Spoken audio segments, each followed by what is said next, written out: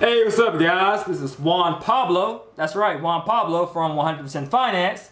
And you know the website, right? 100%finance.com. Mr. Cash Flow, Mr. Financial Analysis, Mr. I live in the world of abundance. I'm checking in with you guys. Just want to talk about some cons of getting properties 100% finance. You know, because there's always, questions that are raised about that, especially because a lot of people find it risky, which it is risky. I'm not denying that, but I'll just like to give you the upside as well as the downside to getting a property 100% finance, especially for those beginners out there who are listening. So what are the cons of getting a property 100% finance or getting a property no money down without using your own cash? I'm going for the top of my head here. So one of the things is being over leveraged. So if you're over leveraged, let's say you're buying an investment property and you borrow 80% of the mortgage plus the additional 20% from other means, and you have to pay the other means interest, like a business credit card or a private money lender or partners for their stake in the property, or wherever else you might have borrowed the fund from. You know, it's 100% finance. You're over leveraged. So the downside to being over leveraged is, let's say, based upon the market, the value depreciates. The value depreciates. So it may be difficult for you to sell that property because you'll be underwater. So that's why it's very important to follow the 3 rules of investing. 1, it has a cash flow. That's number 1. So if you get a property 100% finance, you got to make sure that it's cash flowing when it's 100% finance. If it has a negative cash flow situation, and you're getting a property 100% finance, don't do it. And the previous video I did is to buy or not to buy. To buy or not to buy is a spreadsheet that calculates your cash flow for you. So if you're getting a property 100% finance, and it's negative cash flow, don't do it. Second thing is your rate of return. You gotta have a rate of return. If you're not making no money off it, why do it? And third, it has to have built-in equity or good appreciation rate. So if you're getting a property 100% finance and you have no built-in equity, meaning the property is worth $100,000 and you're buying it for $100,000, you definitely need to buy with built-in equity. At least 20% of what the appraised value is should be your purchase price. Then you may have a difficult time refinancing out, pulling your cash out so you can pay off that other 20%, like a business credit card or partners or private money lenders or whatever debt you have for that down payment that you finance. So the thing is, really, the con is if you don't buy it right, it can put you in trouble. You might be stuck and paying those business credit cards, because business credit, if you use it, again, I'm a proponent of it, they give you 0% interest rate from 6 to 12 billing cycles. So for 6 to 12 months, you're pretty much borrowing money and you're paying just the minimum payment with 0% interest. So your cash flow is nice. However,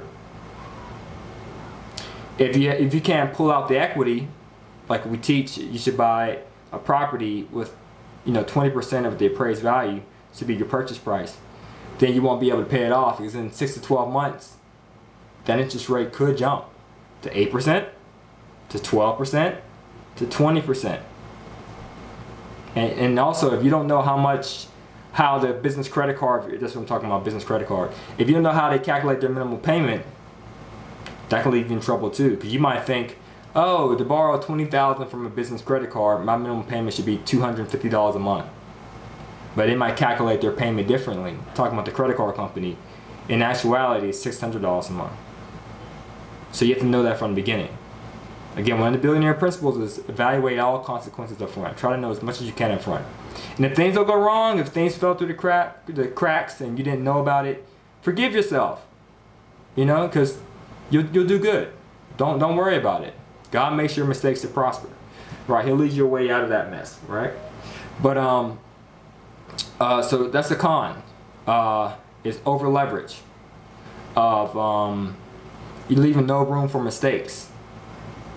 If you're self-managing the property, you have to make sure that property is 100% occupied and 100% of the tenants are paying, because you have a lot of debt service that you have to pay off to finance.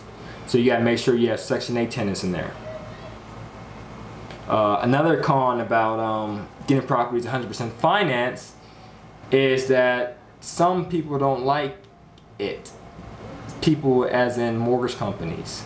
They don't like to hear that the down payment is being financed. And if they find out, they may not give you the deal. And it could be expensive if you're using business credit cards to convert it to cash, because you have to pay those business credit card processing fees. And if you're doing balance transfers or cash advances, which there's a way out of that, email me if you want, so you can actually pull the cash off and make it look like a purchase.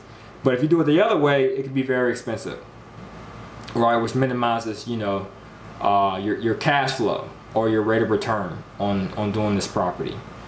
So there are some cons, you know, if you're not being smart about it, if you are over leveraged, if you overpaid for a property and you're not able to refinance it in a year, or the interest rates go up, or you calculate the minimum payment wrong and it's higher than what you expected. And again, these are things that I went through. So I'm not speculating here. I'm not theorizing here. These are things that I've done and I had to like quickly get them fixed. You know? So even if you buy a property that's cash flowing out the wazoo, but you didn't get it with any built-in equity or high appreciation, then you should use that cash flow for that year to pay off that down payment money that you borrowed, whether it's a business credit card. So that's another way around it as well, or consider selling the property, you know. So you got to make sure you're very smart with using debt 100% finance. Like, debt can be a knife, you know, it can save life or it can take life. You know, save life like for surgery reasons, or take life as a weapon. It just depends on how you use it. So you got to make sure you use it delicately, use it with precision, like a surgeon. Use it wisely. All right, so I hope this helps.